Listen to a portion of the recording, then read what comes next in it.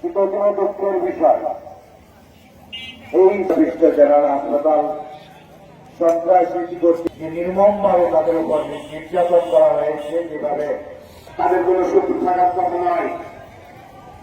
কিন্তু জিন্দাবাদ Bangladesh medical technical association, জিন্দাবাদ।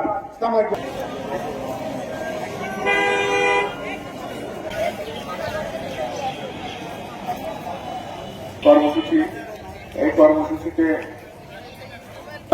গত 29 তারিখে বেশ কিছুদিন হয়ে গেল হামলা করা উৎসাহ হারিয়ে যাচ্ছে। সেই জন্য আমরা কারোর কোনো ক্ষতি করি না, তাহলে আমাদের উপর কেন অ্যাটাক হলো? দেশে একটি গণতান্ত্রিক সরকার রাষ্ট্রীয় ক্ষমতায় আজকে আমাদের হাসপাতালে থেকে মুমূর্ষ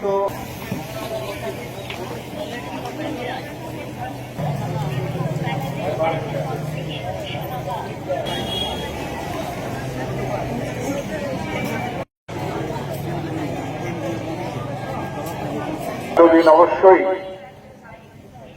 তাদেরকে